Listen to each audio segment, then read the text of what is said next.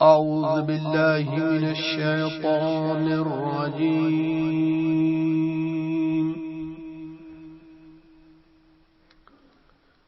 بسم الله الرحمن الرحيم.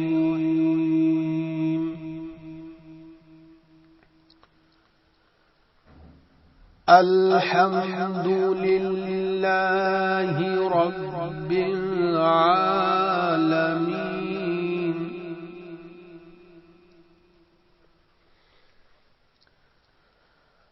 الرحمن الرحيم.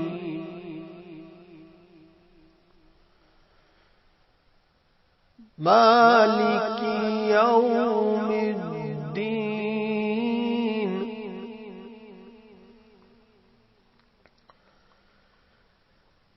إياك نعبد وإياك نستعين.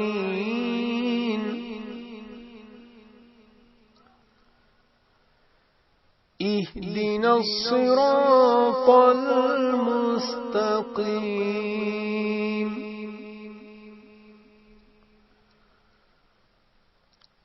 صراط الذين أنعمت عليهم غير المغضوب عليهم ولا الضالين.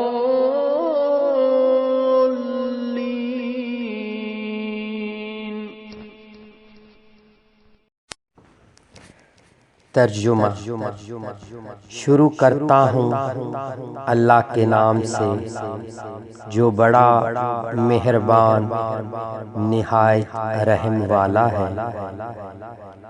ہر قسم کی تعریف اس اللہ کے لیے جو سب جہانوں کا پروردگار ہے، جو سب پر بڑا مہربان اور نہایت رحم کرنے والا ہے، جزا و سزا کے دن کا مالک ہے۔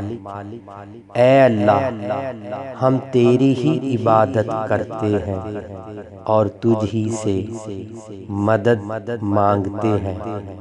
ہمیں سیدھے رستے کی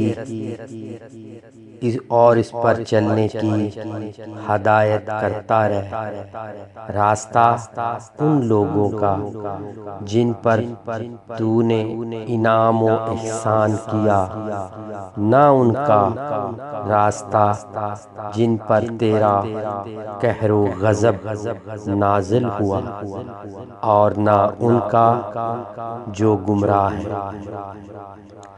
سورہ فاتحہ موجودہ ترتیب کے اعتبار سے قرآن مجید کا پہلا سورہ ہے، جبکہ ترتیب نزول کے لحاظ سے قرآن پاک کا 5واں سورہ ہے۔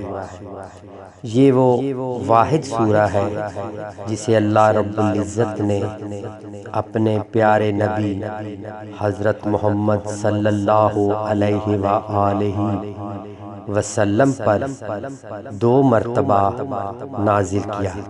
پہلے مکہ مکرمہ میں نازل ہوا، اسی وجہ سے اس کا شمار مکی سوروں میں ہوتا ہے، جبکہ دوسری مرتبہ مدینہ منورہ میں نازل ہوا۔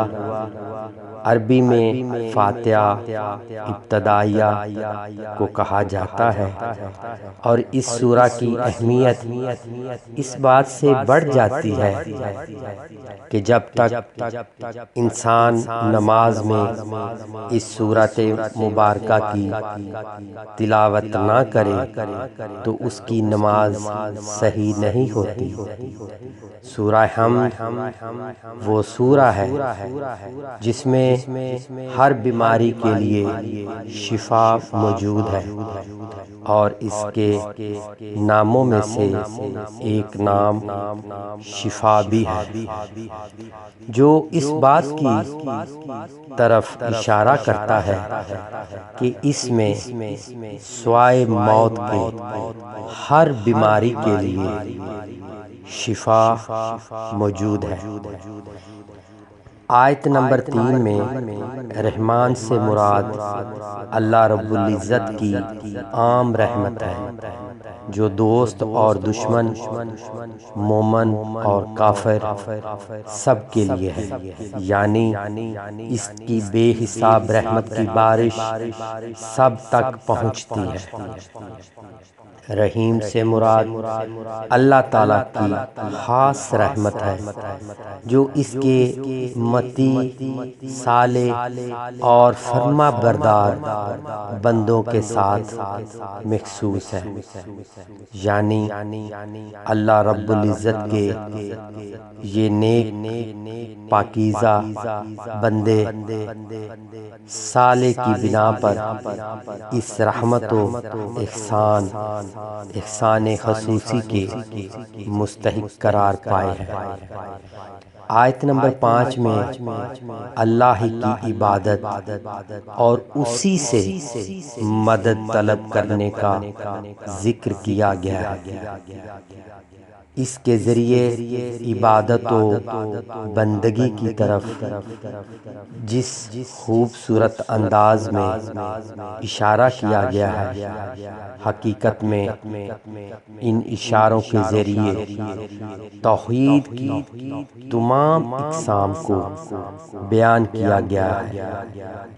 اس سورہ میں اللہ رب العزت کی حاکمیت کی بنیاد رحمت پر ہونا، عبادت اور پرستش اور مدد کا لائق صرف اور صرف اللہ رب العزت کی ذات ہے۔